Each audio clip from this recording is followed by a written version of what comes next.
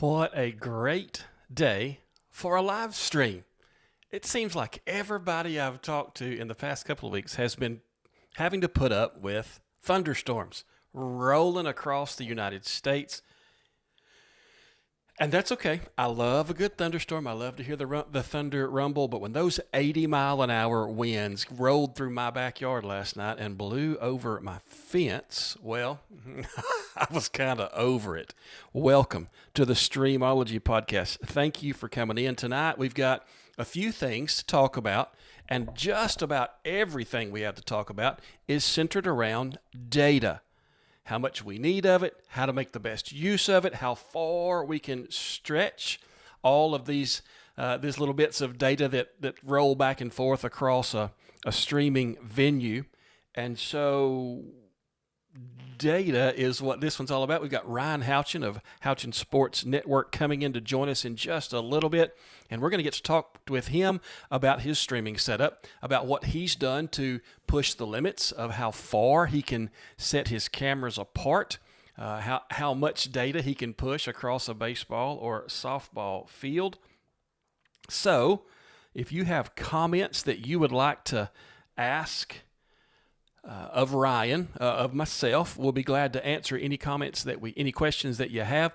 But just know that as he comes in and we're talking, we don't mind stopping and dealing with a couple of questions, answering the things that you've got on your mind, like G. Brady Media, who has already jumped in and asked, what is Streamology? I love the question. Thank you so much for asking that question. And I'll just go ahead and answer it as we get started. Streamology is a word that I made up, but I made it up to communicate the idea of the study of all things live streaming. If it has to do with live streaming, especially mobile live streaming, my goal is to try to cover it on these podcasts. And so as we have talked about the equipment that it takes to live stream, and as we've talked about the process, we've talked about the why of live streaming, my goal is to help you more than just have the confidence to press go live, but to know all the different pieces that give us the confidence to do so. And so thank you for asking that question. One of the things that we'll talk about tonight is in the world of mobile live streaming, how much data you need, how much data is required to get a stream out. In the consultations that I've done this week, I can go ahead and tell you that question comes up almost every time I'm visiting with somebody on Zoom or FaceTime or Skype or whatever we use. And the desire to know how much upload speed do I need, and how big of a data package do I need for this mobile live stream, because I'm going to be streaming tournament games. We've got pool play, we've got the bracket games, we've got tournament games all weekend long, every weekend for the entire month. And how much am I going to be streaming? How much data am I going to be eating up per game as I go through this? And there are several answers to that question depending on what resolution you're streaming at, depending on what encoding system you're using to stream, whether you're using H.264 or H.265, which is also known as HEVC. The answers to that, we'll scatter those answers out throughout this podcast this evening. I need to tell Ryan that I can see that he's there, but I've got a black screen for him. That's the best picture of Ryan I have so far. So I don't know what that means or why that would be the case, but Ryan, if you can hear this, I might need you to jump out and jump back in. And if you need me to send you a link again, I can, but that link will probably still work because it's on the same live. And so while I'm doing this, I'm going to give him the message as well. Black screen for you right now.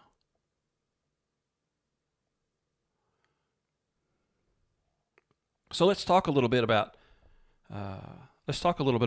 the required amount of data upload speed that we need for an a 1080 stream, a 720 stream. Sometimes we have to drop down to 480. Don't really like those. A 480 is okay on a small device, on a smartphone screen usually, but anything bigger, you can definitely tell the difference between 720 and 1080. And if you've got folks who are watching from home, grandparents are oftentimes going to ask, hey, can you set this up so I can watch it on my television? I see that I have YouTube on my TV.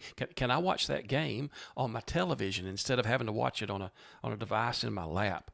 So, Ryan, I can see you now. I'm just going to go ahead and let you know that so that you're not worried about it anymore. And I'm going to get you into this side-by-side view in just a second. In answer to the question, how much data do I need as far as upload speed? What's that constant rate that I need to aim at? Well, I've been doing a little research, and Boxcast is one of the go-tos that I go to for that kind of information. And there they have a chart that I'm looking at here, and it tells me that their recommended upload speed for a 1080 30 frames per second live stream, recommended upload speed is 13 megabits per second. That's a lot for mobile data. Let's go ahead and tell you.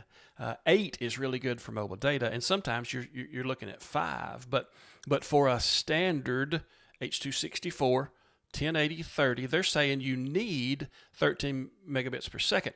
But they also give the information of a minimum allowed upload speed. Now, that's for their service. That's not going to be true for every service. But for their service, the minimum allowed is 2.75 megabits per second. So a 13 megabit per second would get you a great bit rate. You would look really good. To be clear, the 275 on the other end of it would still keep the stream, but you might have some artifacting. You might have some difficulty with that. So but that's a wide range. I mean, that's a 10 megabit per second range. Well, I think we can probably narrow it down from there. I can go ahead and tell you that this live stream that's happening right now, this is not a mobile live stream. This is on my fiber optic connection here at the house.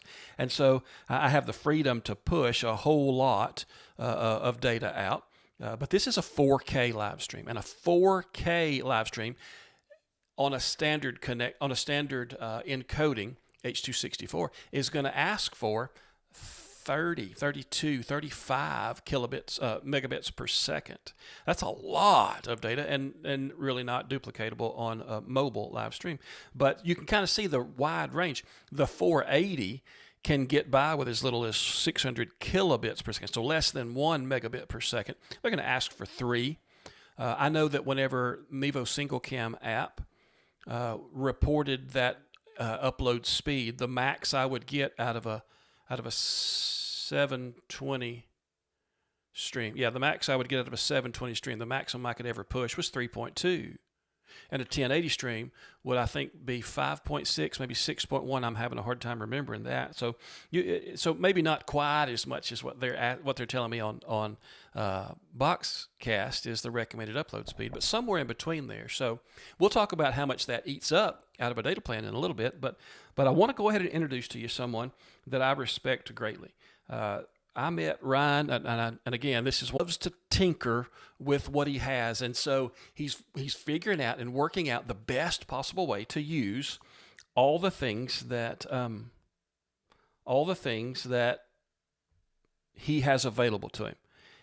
And when you find a guy like that, I think that's a great resource. I think those kinds of people are so often valuable to the rest of us because they push the envelope. Ryan, welcome. Thank you so much for being here this evening with us. It is great. I'm going to have to get your audio turned on before I get too far because I always forget audio.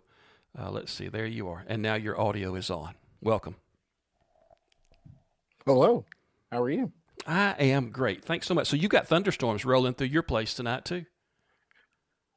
I do, and it also sounds like somebody is setting off fireworks in our neighborhood as well. So, well, good. Nothing like some Memorial Day fireworks, I guess. That's right. It kind of looks like I may have degraded a little bit since our chat this afternoon. You have a little bit, yeah. We're a little bit lower this time than we were last time. I could probably fix that, but I didn't think about it before we started. So it would take me to fire up some of my equipment behind me and turn on my hotspots and do some some Speedify. Oh, he's bonding connections, folks. He's already tinkering with stuff. I told you, this guy, he figures things out and he can make things better. I like to have those folks around me. I'm telling you. If you want to, you're welcome to. I can keep talking about data. Okay. I've got a few more things prepared. If you want to do that, I'll jump back over to just a shot of myself, and then you can jump out. Shouldn't take me very long. Okay. So as we talk about that amount of data, then we look at how much that's going to eat up of a data plan. Is a 50 gig data plan going to be enough for me? Do I need to go to 100 gigs of data for my monthly requirement? And the great benefit that Mevo has baked into Multicam, that the YOLOBox has baked into their YOLOBox Pro and YOLOBox Ultra, is the ability to use HEVC, because HEVC is going to cut in half those requirements. So if a 720 stream is asking for 3.2 megabits per second, or that's what the Mevo app is usually going to top out at, then the HEVC version of the same stream, still 720, is going to be a 1.5 megabit per second. So from 3.2 to 1.5 is a great data savings. So we begin to look at, okay, I have to have less current upload speed, so I can have a little bit weaker signal. If the tower I'm hitting is a little bit crowded, then I'm going to be okay, because I may not get quite the upload speed I'm hoping for, but HEVC enables that. Well, I can tell you that if you stream to YouTube, you have the option in both the YOLOBox and the Mevo of streaming HEVC. If you stream to Sideline HD, you also have the ability to use HEVC streaming. So you're cutting that required upload speed in half, which will then, of course, cut the data amount that you're pushing out from your device in half. So if a 720 stream uses 2 gigs per hour on H.264, a 1080 stream then is going to use twice that, I suppose. A little less than twice that, maybe. And I don't have that chart pulled up. I lost that chart just before we went live, and so I'm winging it here. But a simple Google search will help you figure those things out.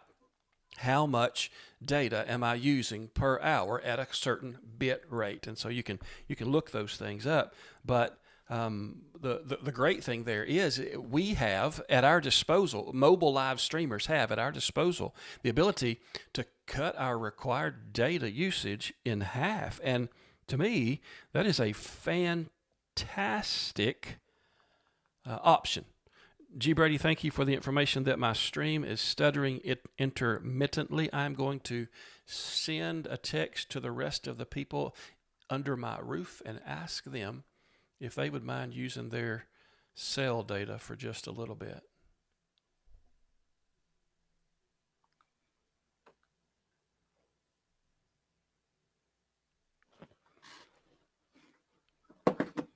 Dead time is not good for a podcast, and I apologize for that. But we are working a couple of things out. The storms that rolled through last night caused my cell service and my fiber optic service both to kind of act wonky all day. And so, yeah, we're just having to do what we can because we have storms rolling through again tonight. It's raining right now, and there's been thunder rolling most of the afternoon.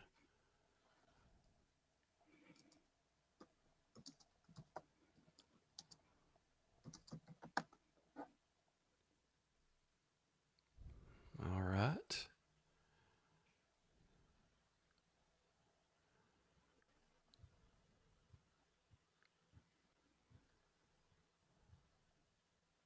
All right, so maybe that dead time is over if the ladies who live in my house will pay attention to their cell phones for a minute. Yeah, I didn't say that too loud. I don't want them to hear me. All right. Ryan, I can see that you are back with me.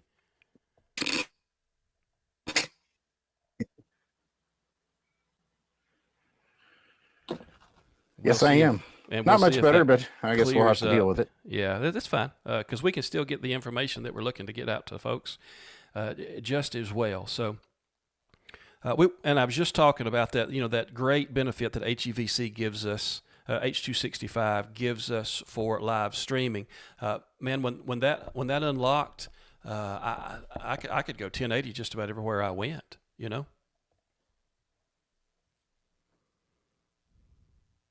Definitely.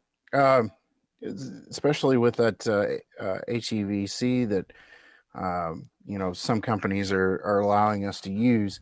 It even allows us even more to stream at higher resolutions and using less data, and then thus you don't have to use as much on your data plan either Hmm. that you were talking about Yeah, earlier. right, right. Even during tournament season for our high school team, we just have that 1 month where we do tournaments. Even during tournament season for that, I'm still not ever going over my limit. And early on streaming, we'd get to February, and I had a bunch of tournaments for February, March, whatever that combination is. It's about 4 weeks of tournaments. I would. Early on, I would because we didn't have that benefit of HEVC, and I was streaming as fast as I could. Man, I wanted that best quality out there, and I would definitely go over my data for that, and have to pull in the hotspot off my phone or some other source to make sure I had the data covered. Hmm. All right. Well, Ryan. Right. And, when I'm out in the field, oh, go ahead. Oh Go no, no, ahead. that's a terrible delay. If there's that much time in between me stopping talking and you stopping listening, we're gonna have to work that out. But we'll get there.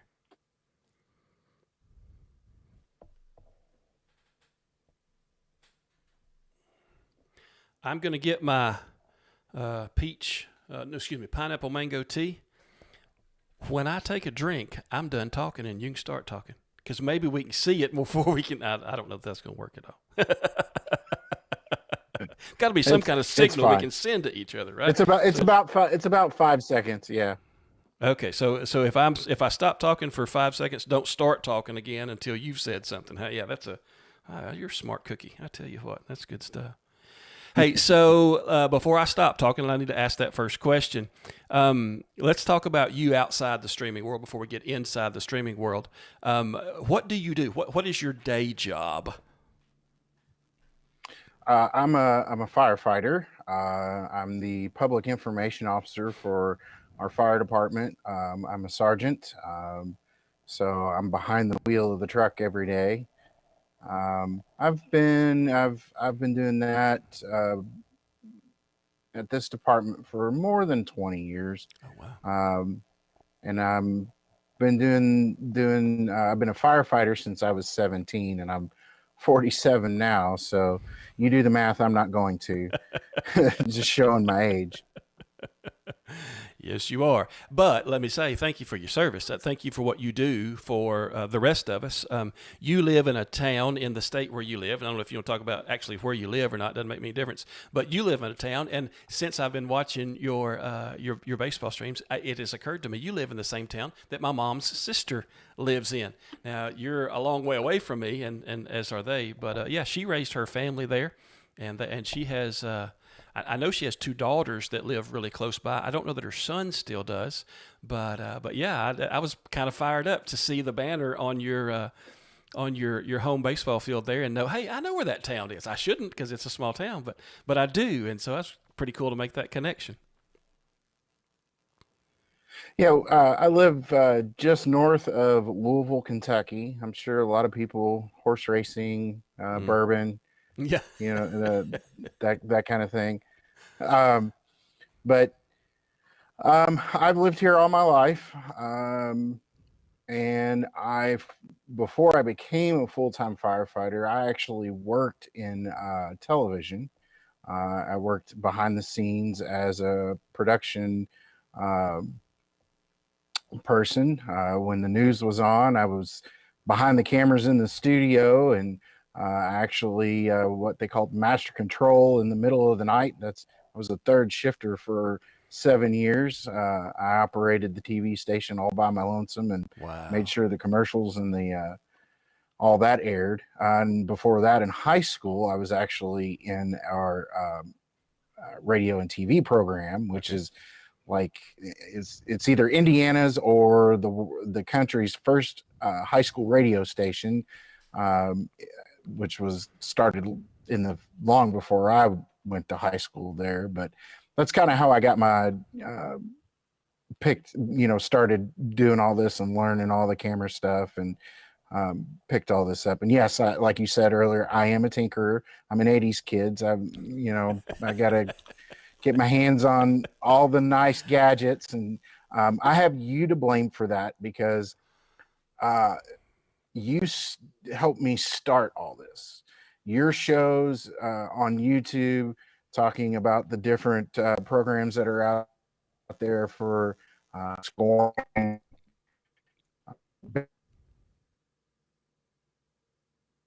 But watching your informative videos helped me start doing this. I started with a GoPro camera and a little program, and started streaming my daughter's softball games on my Facebook page. Wow. So that's where I got my start. And then you introduced me into the Mevo Start. So, and then even before then, I think you had done something on the original Mevos, but the Mevo Start came in, and you did a video on it, and I was sold, and I spent a fortune since then. So you're not the first person this week to tell me that they're blaming me for the amount of money they've spent on getting their kids' sporting events streamed out. So hey, I got big shoulders. I'll take that. No problem. Gladly. I'll bear that burden. Good stuff. Okay, so I really want to dig into your streaming setup. But before we get there, can you just kind of give us an overview of the equipment that you have, and as much as you want to go in depth, you can. But I'd just like for folks to see and hear really what you're using when you go out and you set up for a mobile live stream. So no problem. Actually, I have my streaming box here that I carry all my equipment. I'll switch over to it. Oh yeah. So Lowe's had a Craftsman rolling toolbox, and this is it. And what started the idea was I was going to these tournaments, and I was always forgetting something. And that's just me. I'm forgetful. So I just maybe forgetful, and also sometimes these fields I've never been to, so I don't know what I'm expecting when I get there. Yeah. So thus the box was born. Everybody has their football box. Mm-hmm. I'll show you the main components that really you have to have, is, you can't see them, but I've got them covered, is my hotspots. I've 2 of them here. Ryan, as you moved away, your audio moved away. You're cutting out on audio there. T-Mobile, I have. Oh, did it? Yeah, I'm catching just a little bit of what you're saying, but not everything. Is that any better? Well, I don't think it's. Maybe not proximity. The volume was fine, but it was just glitching in the words. I was catching syllables, not full words. Gotcha. Yeah, it looks like the data is having a nightmare. But we'll go back to the hotspots were the important thing. Here in my area where I've streamed, T-Mobile's been actually the best as far as being available. Then I've got the Verizon hotspot as well. And then I've got, it's covered in that little shell that I've made. It is the Slate AX 1800 by GlealNet. And I have installed the Smooth WAN software, which allows me to use Speedify. Actually, it's not software, it's a firmware, which allows me to use Speedify, which bonds multiple connections together. So you can share, if one goes down, or if one tower is super busy and you can't get the upload speeds that you need, then you can share it off the other one, or vice versa. Or you can Speedify, can I ask a question about that? Certainly. Okay, so I I had smooth WAN on my original AXT 1800, same router you've got there. And I took it back off because I couldn't be sure that it was, or, well, I say I couldn't. I wasn't sure that it was picking up every every connection that I had pointed it at, and I couldn't find a way to quickly and easily verify that it was. Do you have to go into the web-based interface to double check that you're connected to what you think you're connected to? Yes, and that's done through the any browser. You can do it on your phone. Anything that's connected to the router, which you can check that way. I wish I could do a share screen and show it to you because I've been kind of monitoring it while we've been talking. But it tells you look at it and it tells you whether you're connected. Your sources are connected. Right. I've been having a slight issue. My Verizon hotspot has an Ethernet connection. So, and then the T-Mobile has a USB connection. So I've been, that was a plus because I couldn't use, I didn't want to use wireless to connect everything together because that would limit me being able to connect cameras and to, which I'm sure we'll talk about here shortly, the repeater router that I have that's connected. So that's the Verizon hotspot, which I can't remember the name of it, has the Ethernet, which is great. Which allows, like I said, allows me to connect the T-Mobile, which is a Jex Stream refurbished model, that's compatible with T-Mobile and, USB connected up to the wireless router there.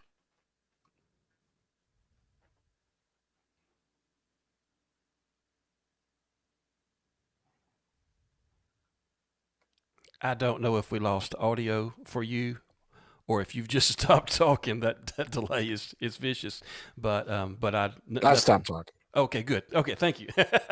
Okay, so you're using Mevo cameras. You're using 2 MiFi hotspots. You're using the Slate AXT 1800 travel router. I'm sure there's batteries that go into making sure you've got power, in your rolling box there. Are you using a Samsung or an iPad? Are you using an Android tablet or an iPad for your control device? I'm using Android. I do test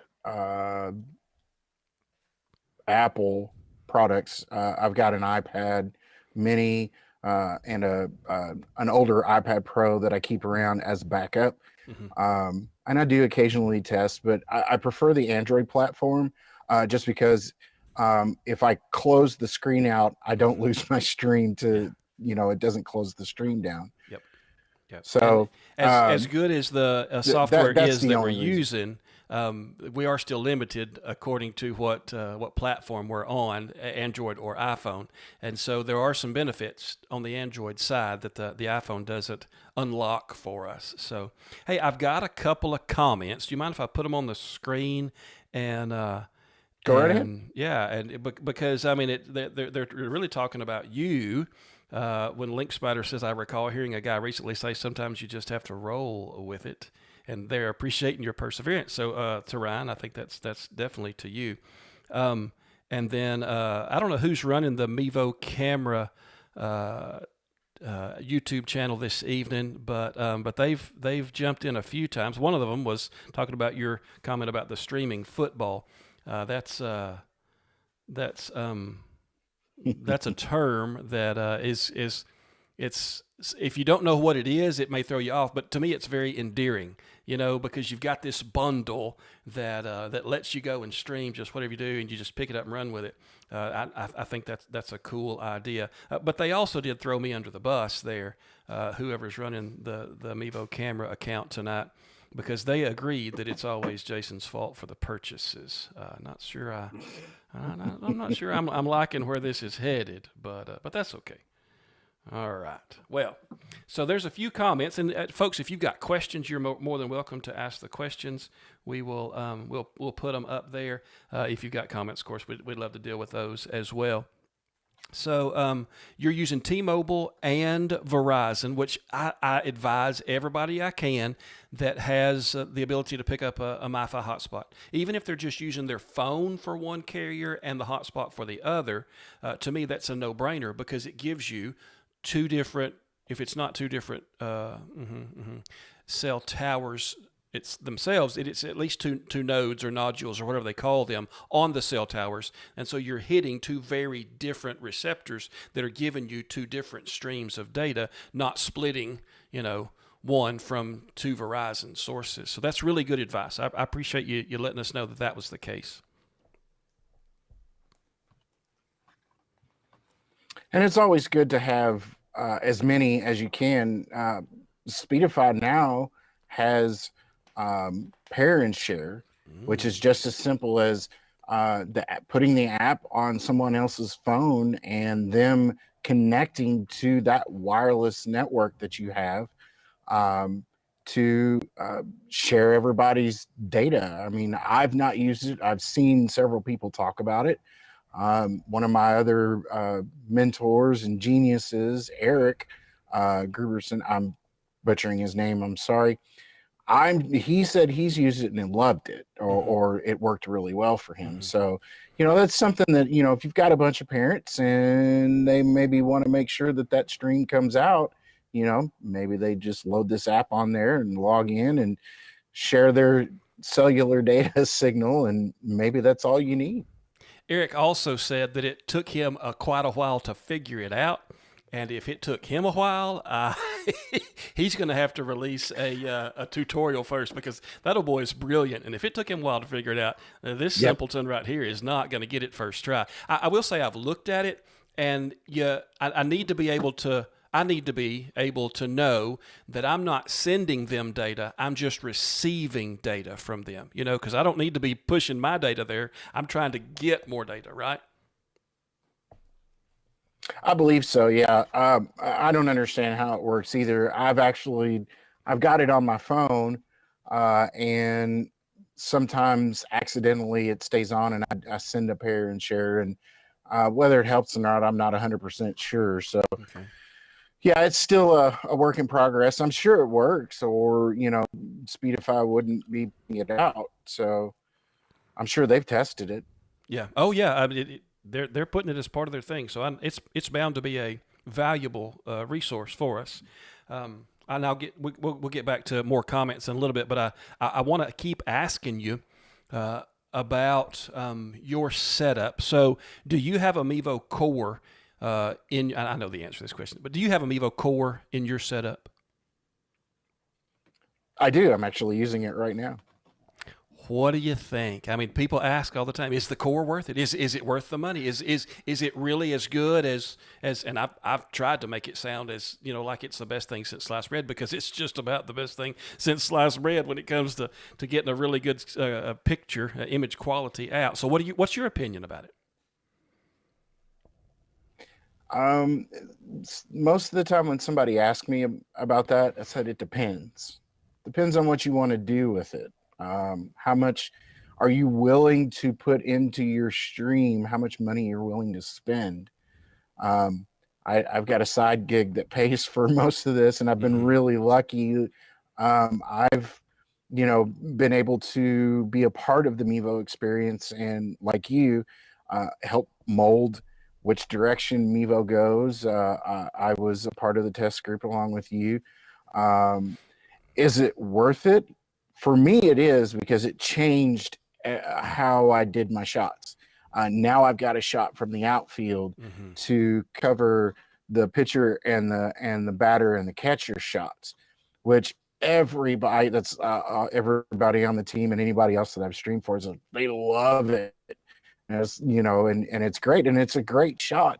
And also, sorry about that. I've used it for my equipment's just falling all over the That's okay. place. I'm talking with my hands and rocking the table.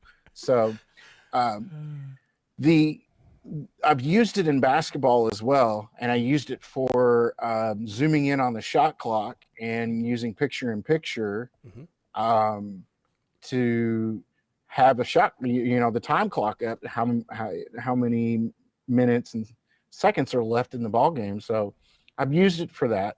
I'm always exploring different uses that I can use it for. It's still Mevo is to me is still the simplest way to get online with your stream.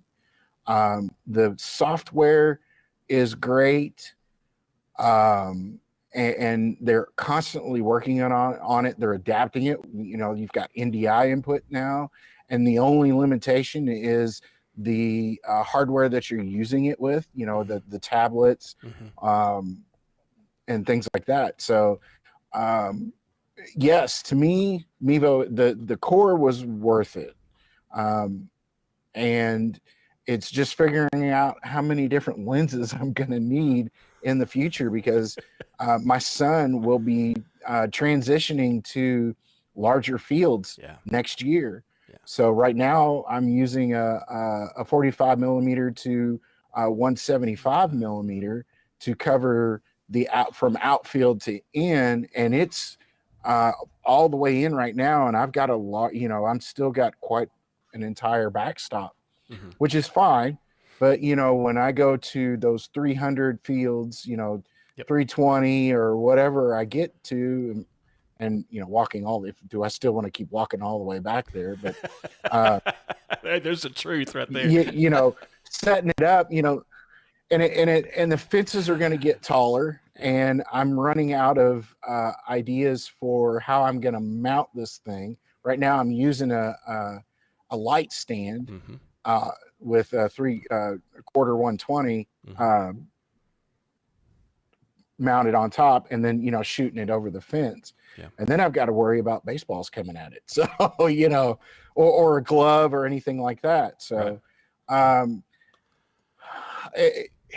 It really, are you willing to get the shot and pay the money for this shot if it breaks? That's what you have to ask yourself. It is. I mean, ultimately, I enjoyed watching my son play ball. I enjoyed watching my daughter play ball.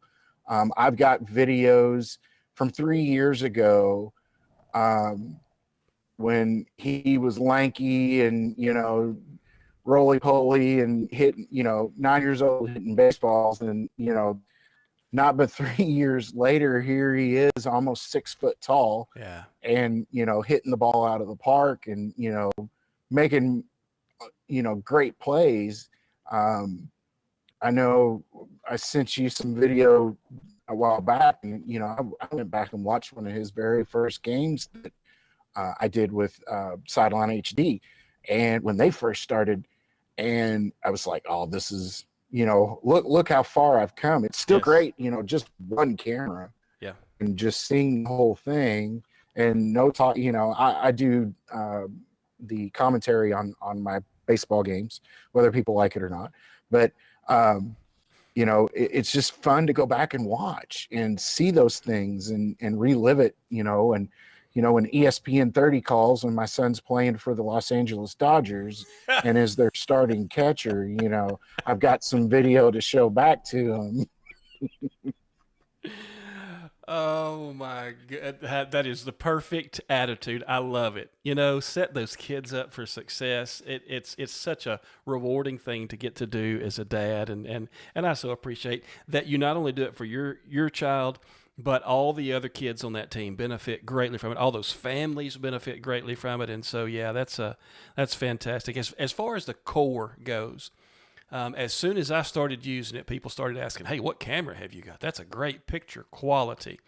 And then as far as the cost of it, while you were talking, I was just thinking, I bought a PTZ camera 30 times zoom because I've got a 350 foot center field fence, right? And it takes a solid 30, 27, 28 times zoom to get the shot that I want. from out there. I also use a light stand just outside the fence. But that camera is comparable in price to this one.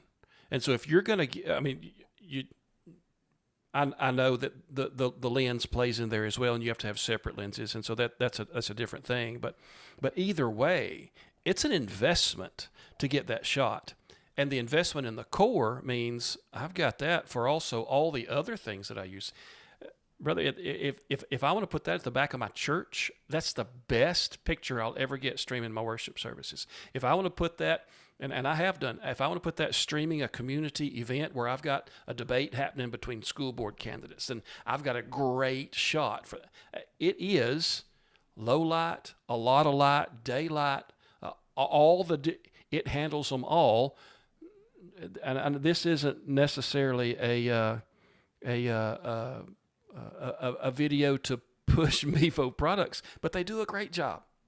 They really do. And by the way, it is Joseph who is running the Mevo account tonight for the comments. So that explains a lot of the of the good-natured hard time that we're getting. So another question while we're in between, and this one is for you. Ryan, have you ever gotten that mobile data unicorn? I was streaming with Sideline HD at a convention center and was on their Verizon ultra wideband with 2 gig down and 50 gigs up.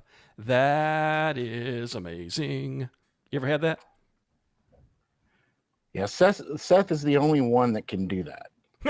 He's the only one that I've ever heard that been able to do that. Mm-hmm. So he's the unicorn. Definitely. I've not encountered that, and that's the one thing with Speedify. I think you touched on it a little bit. It doesn't go over what you need. It only sends exactly what you need, which, how do they know that's exactly what I need? Because usually my bits are, at the end of the game when I get my notification, it's anywhere between 1 megabit to 3 megabit, and I know that I had 4K capability when I did my test. So, and that's kind of hit and miss too, because the towers change constantly. Their bandwidth goes up, it goes down, and you're at the mercy of 100 people going by at any one time and bringing that the bandwidth down on that tower that you're using. So, that's the hard thing. I've been blessed. I know my fields where I'm going to have the worst, but with adding the second mobile hotspot connected to Speedify through the AX 1800 kind of changes things, and it allowed me to stream from that spot. So I'm fortunate for that. I was just reading the questions there a little bit, but that's just it. It is, you never know what you're going to get into when you get there.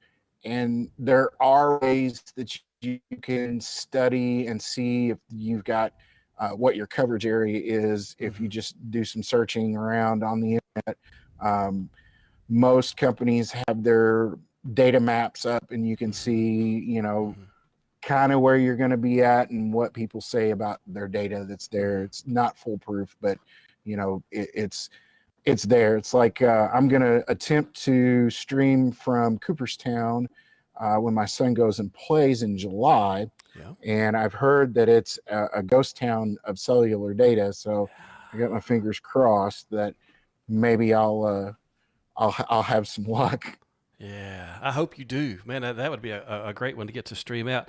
Take a big SD card so that you can at least record it, right? JT Esports Streams, thank you. I hope you get a chance to rewatch, and we'll have that posted up here as soon as this is over. But I think the rewind is available if you want to go back as well. There was a question that popped into my head and I forgot it. I don't want to get off of the Slate travel router just yet. I'm coming back to that. But G Brady Media has a question, and maybe you can help me answer it because I know where I want to start, but I don't know if it's the real answer. He says my Mevo multicam always freezes and stutters and complains about slow internet, even when I am home on my gigaspeed from Verizon. Any info? He does have the subscription. My first thought there is to ask, what device are you using to control it with? What's your control device? Are you sometimes the processor in that control device is the slowdown. It's what's struggling. If you have the time, if you're still here and you have the time to answer that, we'll come back to that question a little bit. What do you think, Ryan? Now, when he's talking about freezes and stuttering, where are we seeing that at? Is it on the streaming sort where you're streaming to and you're watching the video there? Is it stuttering there? Or is it stuttering on the control device because I can tell it when it says Wi-Fi, that means the cameras aren't connecting very well to your control device. Mm-hmm. It's whatever it is, the iPad, the tablet. So sometimes, like I found out this weekend, you could be at the regular distance that you usually are, but if you've got a pole that's right on one side of the Mevo or the other, it could be blocking the Wi-Fi signal and really giving you a bad day on streaming. And that's where that stuttering and juddering is coming from. Yep. I had to move my box several times trying to figure out where the best spot was. So the internet, or I'm sorry, not the internet. So the Wi-Fi network would be able to connect all of the cameras together and have a good signal, and then come back to my tablet. Everything I do is wireless. I don't hardwire anything up except for the router to the hotspots. Mm-hmm. So, I live and die by, what's available and what's interfering. So, it can be one of a number of things that's causing that judder. But, if it's happening on the control device, then I would say that maybe either, like you said, the control device doesn't have enough RAM, or it's just an older device that or a generic device that just can't handle the information. Yeah, that's where I would start too.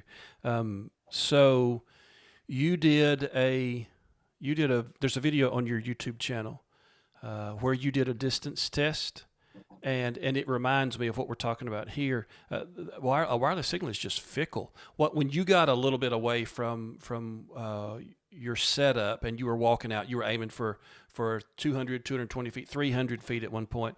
You crossed in front of the line of sight between this and that, and you saw it immediately. You ghosted. It broke the signal because that wireless is so fickle, and we deal with that especially in streaming outdoor stuff. But if you're streaming like a wedding and indoor stuff, and you don't get things up above people's heads, so it's line of sight all the time, man, it's really going to be a struggle to get any kind of distance away from the different pieces of your connection without having that kind of issue, right?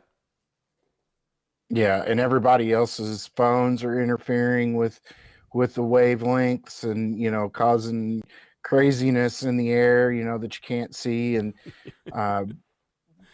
just data all over the place and wireless all over the place and frequencies, and that may be my issue today. How I look terrible, but I'm looking at all around how we're connected up and clear as day. So I'm not sure where that's coming from, and it's just a mystery. And just like the person said before, it's you're at the mercy of the wireless, demons. Mm-hmm. And that's true. We had a new soundboard put into my church when we did a remodel not long ago, and the folks that came out to do the install, Of course, we're doing wireless mics, in-ear monitors. There's several wireless pieces to this soundboard, and he's trying to find clean channels to use, and he is struggling. And he tells me at the end, he said, "This is the dirtiest airspace I have ever been in," and we're rural. I mean, there's not that much. We're right by the highway, so it could have been some of the traffic up and down the highway, I guess. But yeah, there's so many things that share this same airspace that we're trying to get a 2.4 gigahertz signal. All your home phone wireless, the microphones that we use are 2.4. I mean, all the different things that could bleed over sometimes do and create the kind of havoc you're talking about. All right, so. G Brady Media has an iPad Pro he's using. That doesn't say which model, but I mean, most of your iPad Pros are gonna be plenty tough to handle what we're talking about here. Here's Diesel Athletics Kentucky. Ryan, thank you for all you do for our team. We appreciate you and this technology coach Hennon. Yeah, so I'm telling you, you just make an impact. Yeah, that's on my folks. boss. Nice of him to come on and give you that kudos there. You make an impact. That's a great thing to do. I enjoy it. I enjoy it. I do it for the families.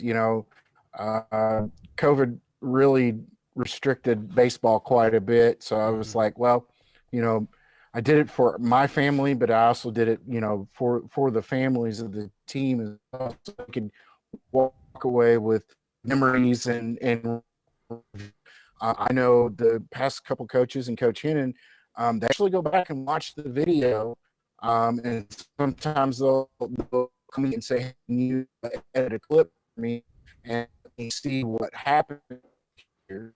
And it's like, the clean version, or do you want 1080p? How do you want it? So I edit it down and I send it to them, and they can review. It's like, all right, this is what we can do to do better. This is, yeah, that strike call was a little bit out, but it was playable. So it's great to be that way. And as they get older, it gets, my son he watches it much as he probably should, not in the right way. He should be watching. He should be going, I did this, so I need to adjust that, So, I mean, he's 12. But it's starting. He's starting to see what he's doing, and he can fix it, and the other kids as well. Because I've had several of them go on. It's like, I love it. I can fix what I need to fix. Now I know why I missed that ball, or why it blooped off my bat, or why I missed that catch. It's not all boo-hoos. It's like, yeah, I can fix it. So that's the great thing about that as well. Yeah, it's a great motivation, and it's such an incredible tool to get to go back and see that. Clive Ludford says, I would love for Mevo to create a desktop version of the multicam app so we don't have to worry about control device being able to run the cameras. And then he says, perhaps you guys can recommend that. Well, because I know that somebody from Mevo is watching this, you've just recommended it, Clive. Thank you for the comment. And it is something that maybe can garner some traction at some point. Okay, so again, I said I didn't want to get off of the Slate ATX 1800 because you do two of those together. You set the second one up in repeater mode. You've got smooth WAN on the first one. You've got the second one in repeater mode, so that anything you connect to either device, your control device can see. All of those cameras can connect to them and can do them. And before I stop talking, I'm going to ask you if you would be willing to do a collaboration video that we can each put on our channels that would be a walkthrough on how to do the repeater mode process on that second camera. Sure, most definitely. You've asked me about that a couple times, and it's been your videos that I've actually used to be able to do it with. It's a very short. I had to rewind it a couple times, and watch it, but I got it. So I would love to. I think we can do better than what I did the first time. And I think bouncing it back and forth between me and you could be better for folks that are really trying to get that.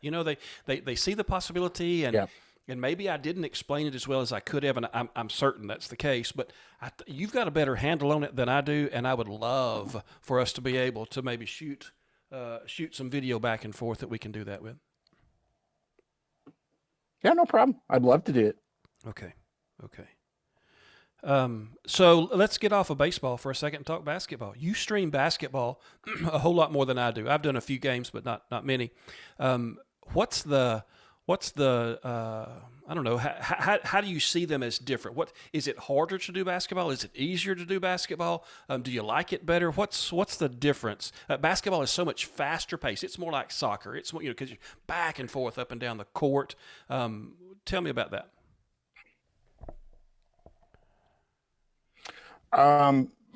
Yeah, it's basketball is not a one camera deal. And it is fast paced, and I use 3 cameras, or well, 4 actually. I've got, and it's kind of a simple setup, to be honest.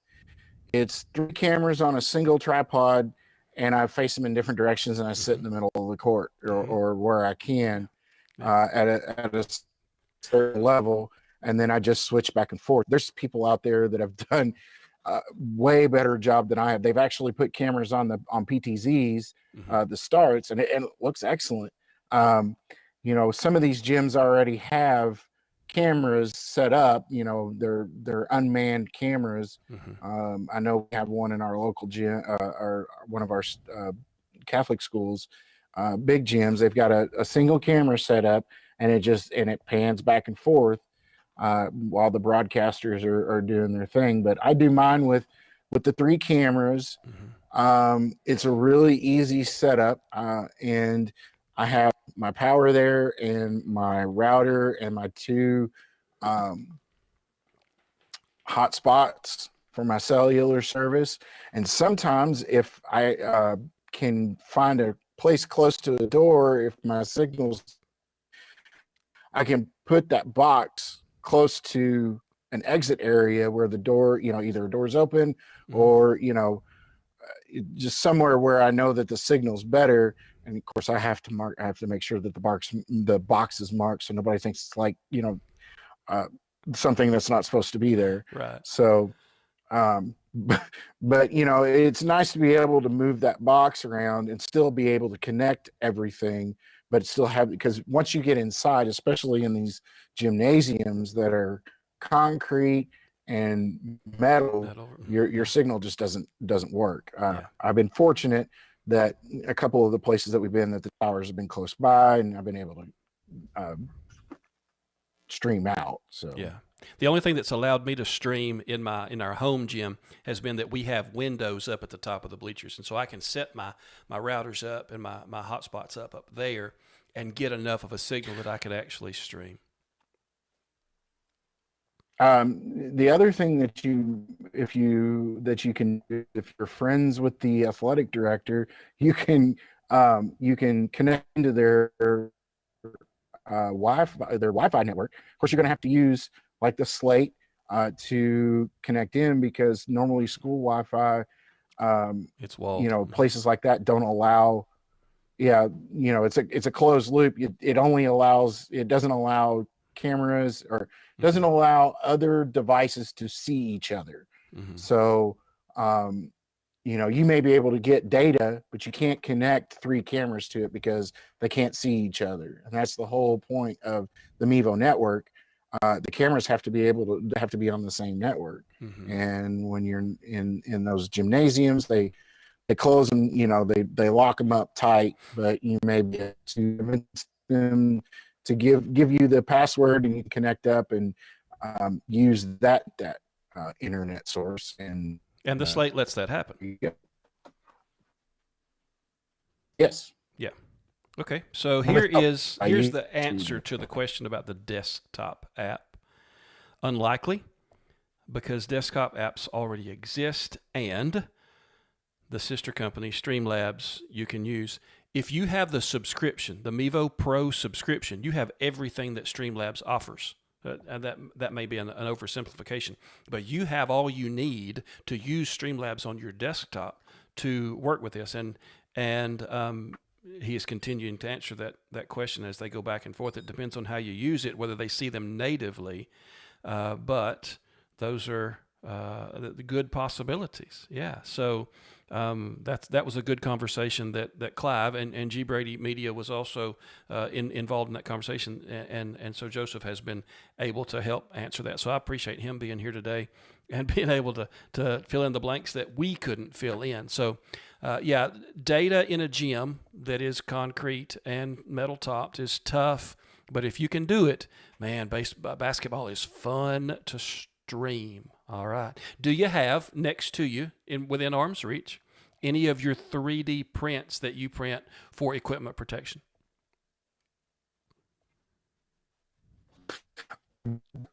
Actually, I just finished a revamp of my core shade.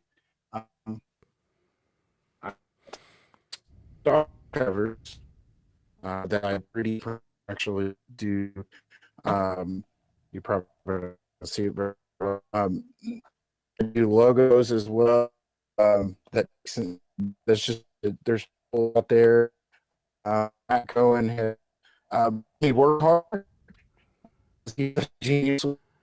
Once again, your audio is cutting out, and we're only getting syllables. So come back and revisit that. Let's hope your audio can keep up this time. But we only got syllables while you were holding the start heat shield there.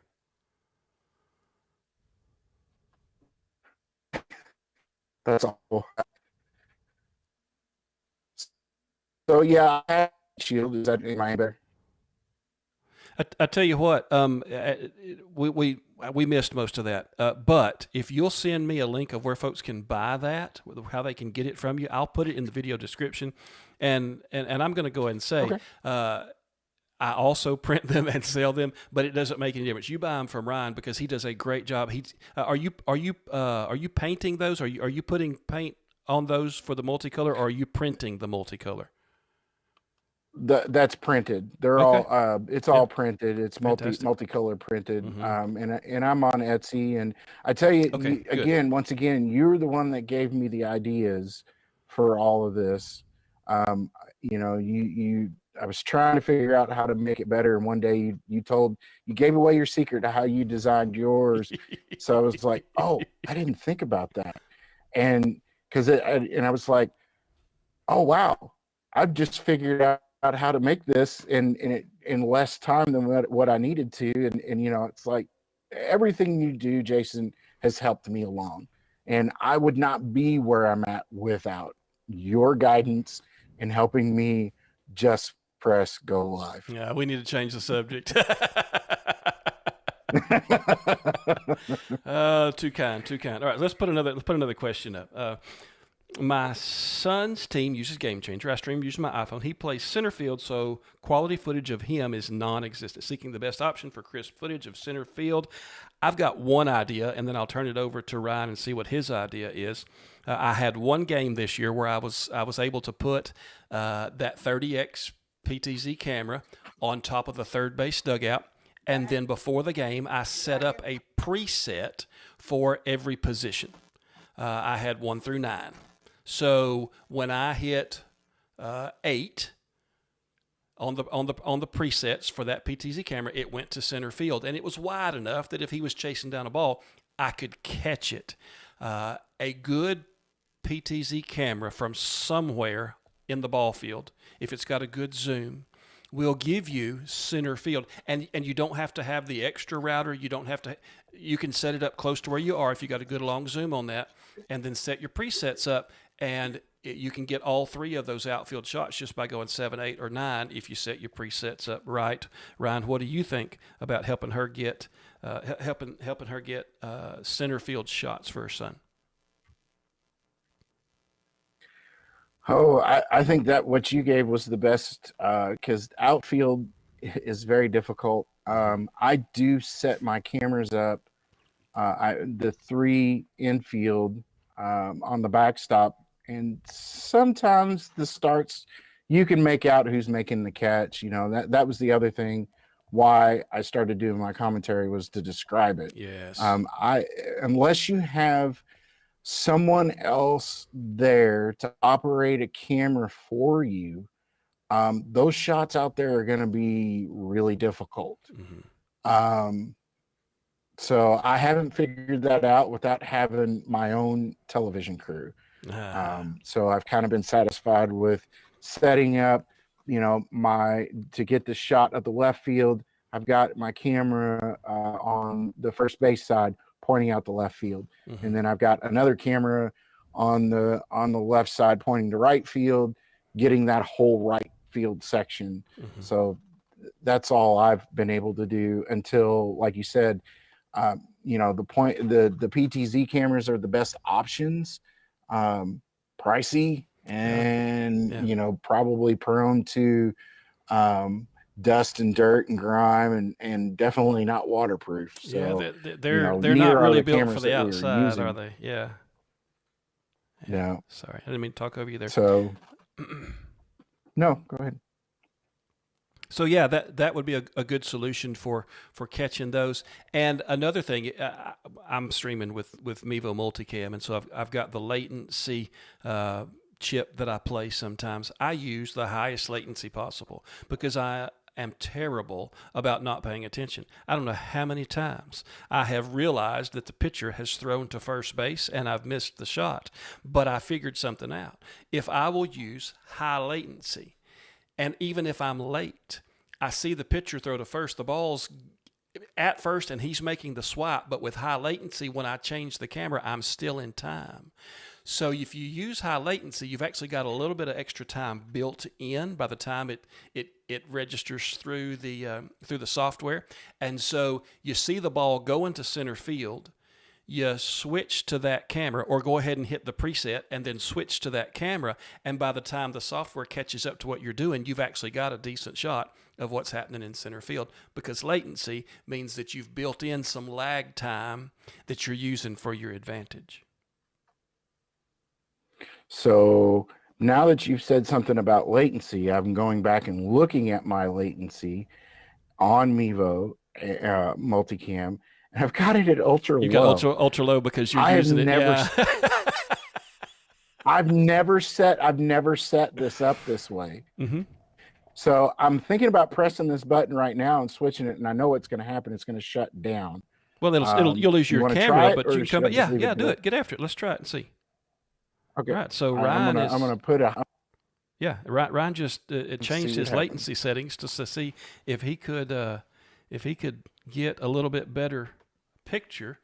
He's back now, and it may be that everybody came home from school between the last time we talked and this time, and everybody's using the internet now. So, but that's all right. That's all right. Okay, so. Man, Joe, thank you and Clive for having that conversation that you had, because it looks like some good information was exchanged there. Clive has another question for us, though. What is the latency of the Mevos over Wi-Fi versus Ethernet? Well, that's the thing. It's a setting. You can choose how much latency you want to build in, but I know what you're asking is a different question than what I just answered. So, Ryan, if you've got a better answer for him, hit it.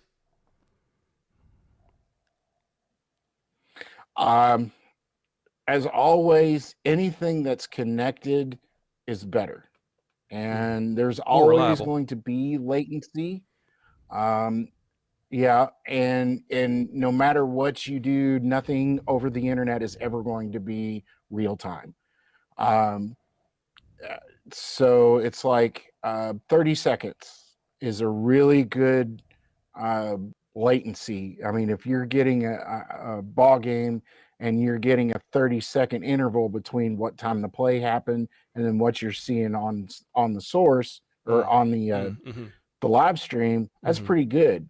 Like our delay right now, is about 5 to 10 seconds, and it's not a whole lot you can do with that. I've tried to I need to go back and talk to my engineering buddies at the broadcast TV station and say, how do you overcome that with your IFBs, which is their in-ear headsets, and figure out how they overcome that. So it's probably pretty expensive how they do it. But that's ultimately what I want to do, is to be able to hear everything live, monitor what I'm listening to at the ball games a lot better to make my audio better.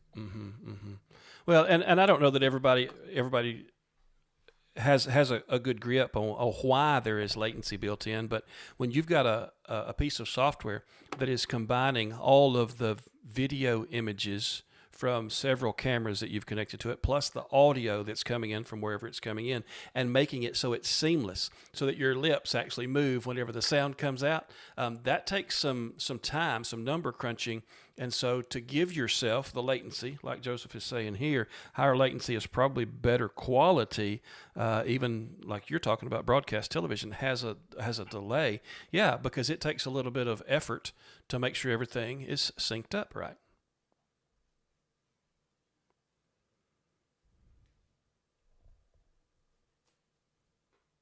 Definitely. Time code is everything, and that's how they usually sync things up, at least video wise. But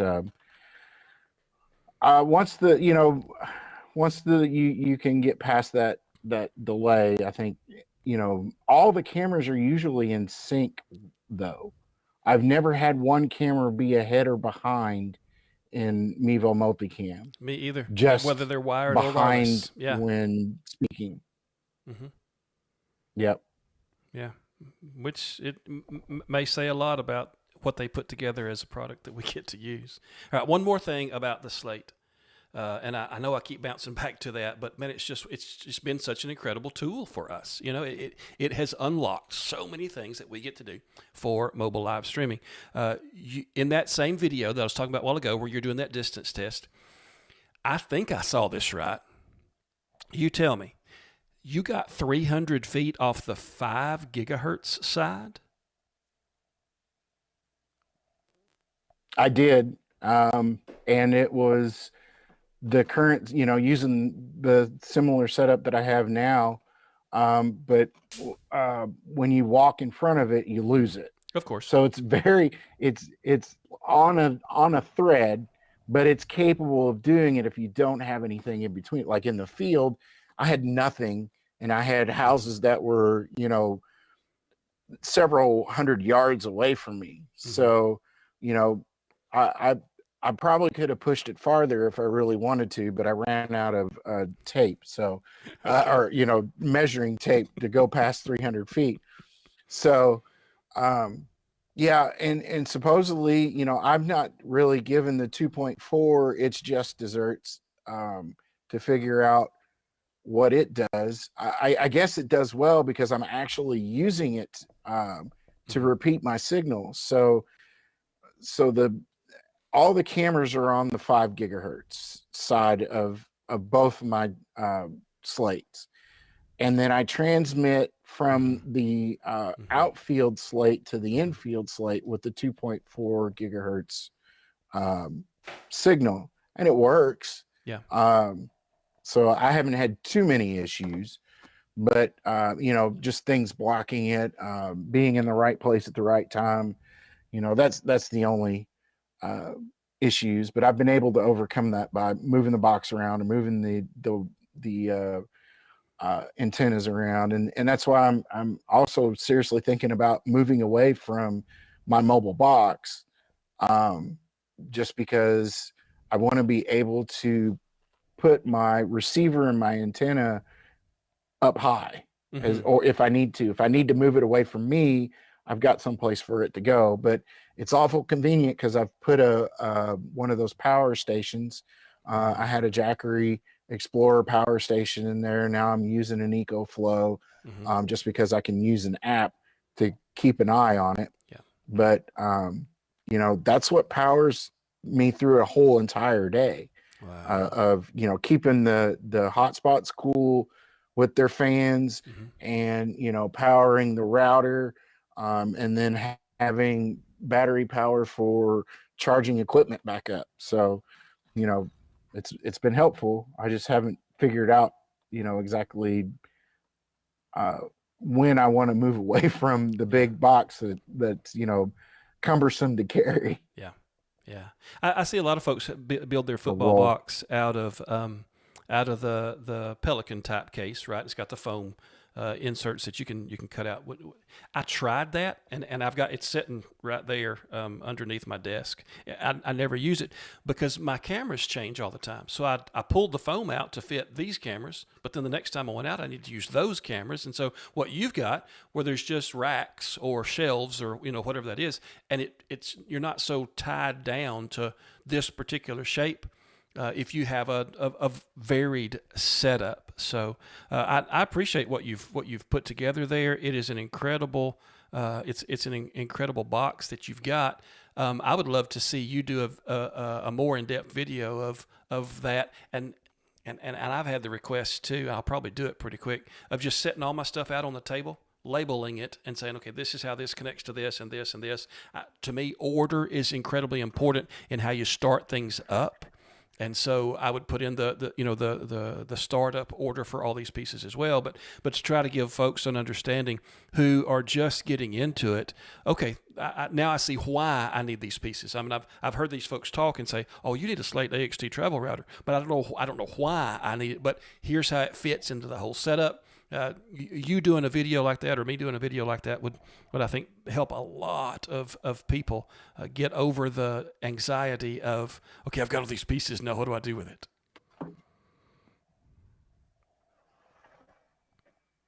Right. I've been working on that. I've got a couple videos that I've already got that explains part of my setup. I've gone through my connections, my hotspots, my Slate router, and I've moved on to my cameras and how I've connected those. And I want to move on to more. It's just hard to find time to record some of those videos because I have to stop and start quite a bit. But I want to get into my audio setup as well, which is important to me. And so, I want to do it right, and I want to, I'm making them pretty simple right now. So, hope, when we have a break from baseball, I can continue on and show what else I've been doing in the breakdown of the box, because mainly the box just hauls everything. Yeah. And I've made some minor modifications. So. Well, we look forward to it. We look forward to you getting that break so you can produce some more content for us, because what we've seen from you already has been incredibly valuable. Do you think you'll keep streaming after your kids are past this stage? Yeah, maybe. It depends on if there are people out there that want me to do it. Yeah. I enjoy doing it. I enjoy watching youth baseball. I would love to continue to do the team, or I don't know if I want to do an organizational, like the organizations themselves that put these tournaments on, because I've seen that they don't quite want to do everything they can to make it the best that they can. And they don't have enough money. Well, I shouldn't say they don't have enough money, because honestly they do, to pay somebody to come and do the stream, do the voice, do the play-by-plays and setting up and taking down. But I've had a couple people ask me as a joke, and I was like, hey, can you come stream for our team this weekend? And I was like, I probably could, but there's a lot of time and effort into it, and how much do I charge for something like that? What's I don't want to be overly expensive. I don't want to be expensive to where I cut myself out, but I also want to be able to reimburse myself for travel and the equipment use and things like that. So I would love to, even if it maybe on the high school level, but sometimes they have their own stuff. The kids are doing it themselves, which is awesome. I think it's great. That is a good thing. Sometimes it's the relationship with the coach that draws you back in. That's where I started. our high school baseball coach was a member of my church, and so because of that relationship, we started, and it hasn't stopped. We're 3 or 4 coaches deep since he left, and so doing it is very rewarding. As a matter of fact, what I'm really kind of fiending on doing right now is I look forward to maybe having the time at some point in the near future, just going over to our city field and starting with pre-tee one morning and stream that pre-tee ball game. And then when the next group comes in, stream their game. And when the next group comes in, stream their games, and just have a day where just because we can, right?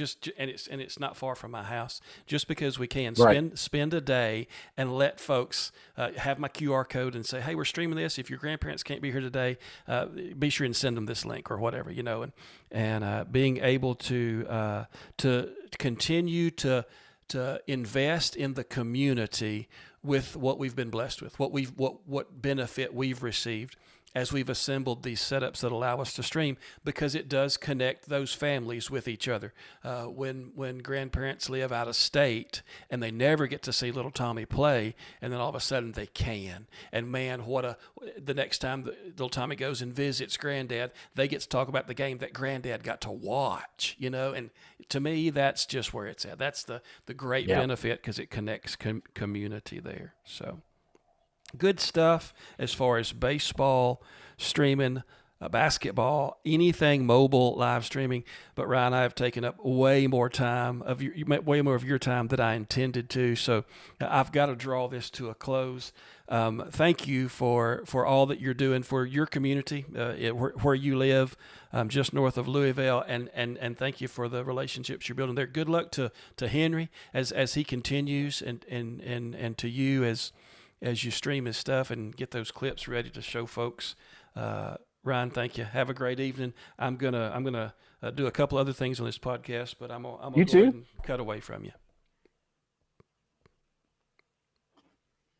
Have a good night for me. I'd love to come back anytime you want me to. Okay. Thank you so much.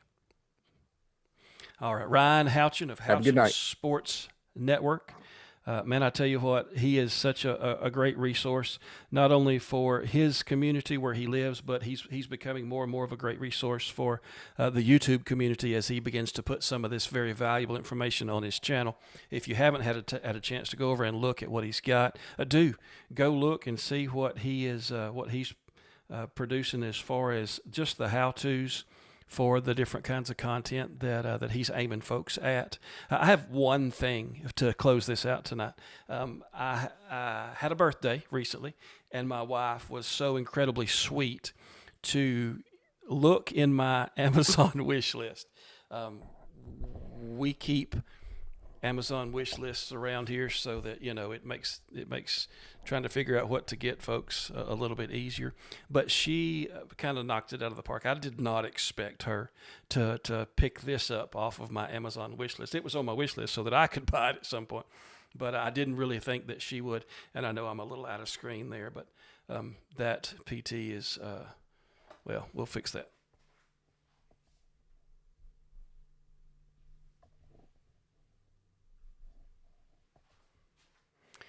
Very wise man named Monty Weaver told me one time, live streams are so much better because you can do stuff just like that and people expect it. Hey, it's live. Of course things go wrong. Of course you have to change things. So now we've got a little bit better shot.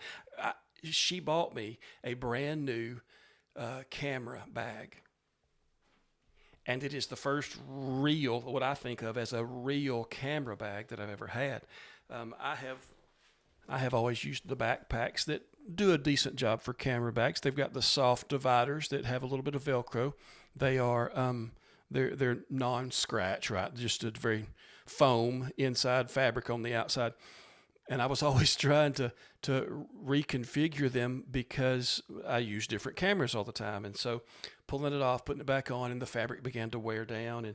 And it was just a little bit less than what I had wanted or hoped for. And she picked up the Ulanzi BP09 for me. It is hard on the back with cushion and mesh for ventilation. All right. It's got a handle here. It's got a handle here. It's got a handle on the top. When you open up the back actually flips up, and I don't have that camera set to see everything here, but and I don't have the surface to do it either. I'm doing this on the arm of my chair I was just sitting in. But when you flip it up, then all of your camera gear and the spaces for it are inside. And once again, you do have the ability to reconfigure the inside, but these are much harder than the little foam pieces from my old backpack. It's the one that I've done on my setup a couple of different times, my streaming setup videos a couple of different times, but it has all the pockets. It has the laptop sleeve. And like I said, this is a much harder back here than what I'm used to, and so it feels like it's protecting all this stuff much better. And if I can get this to zip, I'll flip it around and show you the front as well, because it opens up. It opens up to a nice spot that's got more pockets and more area there. And then this front also, I've carried my YOLO Box Ultra here in this, and I've carried it in here as well, because this is a good, sturdy, waterproof, by the way. And I'm just kind of geeking out over having a nicer backpack. I mean, it's just there's reviews of that backpack all over YouTube. You're welcome to look at those, and I don't even have a link for it, but I was just excited to get such a great birthday present, and appreciate my wife for that. It was great. All the things that we normally cover at the end of a podcast about software updates and things, I'm gonna save for the next time. But I appreciate all those of you who jumped in with questions and comments and the conversation that happened there. Thank you for your input, for your support. I thank Ryan again tonight for the time that he spent with us. He was just so patient and gracious to work through the difficulty he was having there and still be able to answer the questions that we had for him. So, Ryan, thank you so much again for all that you did in this podcast. We'll do this again in a couple of weeks and look forward to seeing you there. Until then, you remember that press and go live is not as hard as it seems. Just go ahead and press go live and enjoy streaming for the folks that you're putting it in front of.